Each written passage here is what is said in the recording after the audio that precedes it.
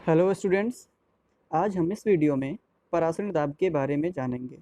पिछले वीडियो में हमने वाष्प दाब में अवनमन को जाना था। यदि आप वाष्प दाब में अवनमन को अच्छी तरह से समझते हैं तो आपके लिए परासरण दाब, क्वथनांक का उन्नयन और हिमांक के अवनमन को समझना आसान हो जाएगा,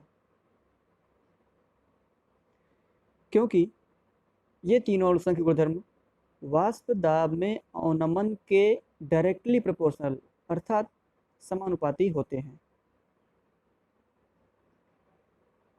परासरण दाब, ऑस्मोटिक प्रेशर, इसको समझने के लिए हमें सबसे पहले परासरण क्रिया या ऑस्मोसिस को समझना होगा। अर्धपारगम्य झिल्ली से होकर विलायक के अणुओं का शुद्ध विलायक से विलयन की ओर या तनु विलयन से सांद्र विलयन की ओर अपने आप जाना ही परासरण कहलाता है। यहाँ पे अर्धपारगम्य झिल्ली एक ऐसी झिल्ली होती है जिससे होकर केवल विलायक के अणु ही गति कर सकते हैं, विलेय के नहीं। यह दो प्रकार की होती है, एक प्राकृतिक झिल्ली और दूसरे प्रकार की झिल्ली है कृत्रिम झिल्ली, जैसे कॉपर फेरोसाइनाइड की झिल्ली। आइए परासरण को समझते हैं। मान लिया जाए यह अर्धपारगम्य झिल्ली है, सेमी परमिएबल मेम्ब्रेन। एक तरफ हमने शुद्ध विलायक ले लिया, दूसरी तरफ विलयन ले लिया, या एक तरफ तनु विलयन है और दूसरी तरफ सांद्र विलयन है।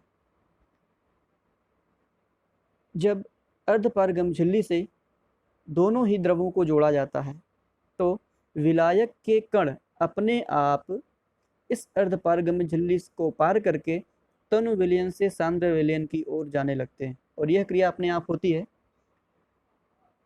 करवानी नहीं पड़ती है, ऊर्जा नहीं देनी पड़ती है, अपने आप होती है, स्पॉन्टेनियस प्रोसेस है।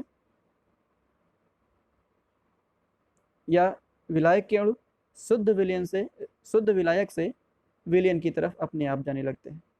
इसी क्रिया को कहा जाता है परासरण। अब आइए हम समझते हैं कि विसरण और परासरण में क्या अंतर है। विसरण क्या है और परासरण क्या है? विसरण यानी डिफ्यूजन में जब किसी विलेय को विलायक में घोला जाता है तो विलेय के कण अधिक सांद्रता से कम सांद्रता की ओर अपने आप गति करते हैं, यह विसरण होता है। और विसरण के लिए किसी अर्धपारगम्य झिल्ली की आवश्यकता नहीं होती है, जबकि परासरण में विलायक के कण अर्धपारगम्य झिल्ली से होकर तनु विलयन से सांद्र विलयन की ओर अपने आप जाते हैं, और परासरण के लिए अर्धपारगम्य झिल्ली आवश्यक होती है।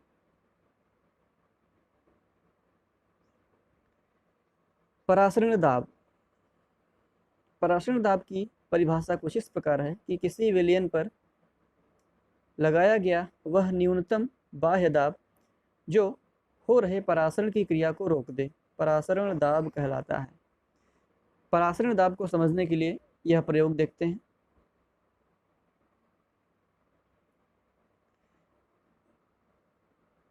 ये मान लिया जाए अर्धपारगम्य झिल्ली है, इधर तनु विलयन है या शुद्ध विलायक है, और इधर दूसरी तरफ मान लिया जाए कि विलयन है या सांद्र विलयन है। अगर इधर शुद्ध विलायक लिया जाता है तो इधर विलयन, इधर तनु विलयन तो इधर सांद्र विलयन। तो आपको यह बात मालूम है कि शुद्ध विलायक का वाष्प दाब अधिक होता है और विलयन का वाष्प दाब कम होता है।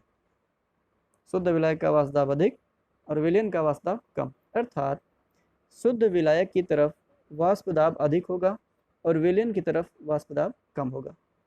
अगर हम उदाहरण से समझें तो मान लिया जाए शुद्ध विलायक की तरफ वाष्प दाब है 760 mmHg और विलयन की तरफ वाष्प दाब है 740 mmHg।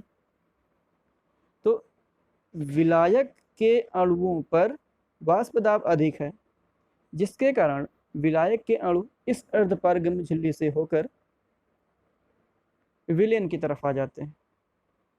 अब विलयन में इधर से आने वाले विलायक के अणुओं की संख्या बढ़ेगी, जिसके कारण इधर भी वाष्प दाब धीरे धीरे बढ़ने लगेगा। और एक समय ऐसा आता है कि जब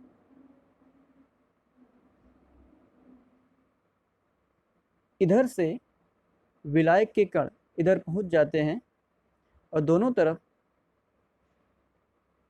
वाष्प दाब बराबर हो जाता है, तो परासरण की क्रिया रुक जाती है।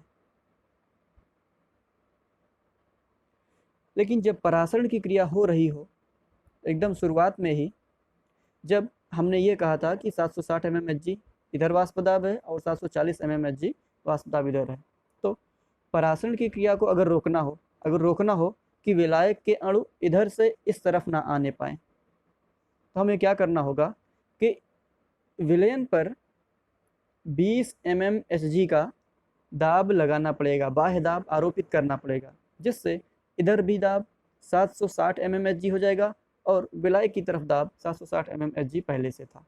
तो जब दोनों तरफ वाष्प दाब या दाब बराबर हो जाएंगे तो परासरण की क्रिया होगी ही नहीं।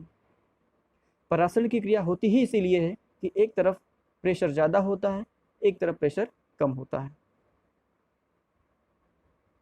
तो जितना एक्सटर्नल प्रेशर लगाया गया है, जितना बाह्य दाब लगाया गया है, जिसके कारण परासरण की क्रिया रुक गई है, उसी को परासरण दाब कहा जाता है। वास्तव में ये लगाया गया बाह्य दाब का परिमाण परासरण दाब के परिमाण के बराबर होता है। और वास्तव में परासरण दाब तो विलायक के अणुओं द्वारा अर्धपारगम्य झिल्ली पर लगाया गया दाब होता है, लेकिन इसका परिमाण लगाए गए बाह्य दाब के बराबर ही होता है जब परासरण की क्रिया रुक जाती है।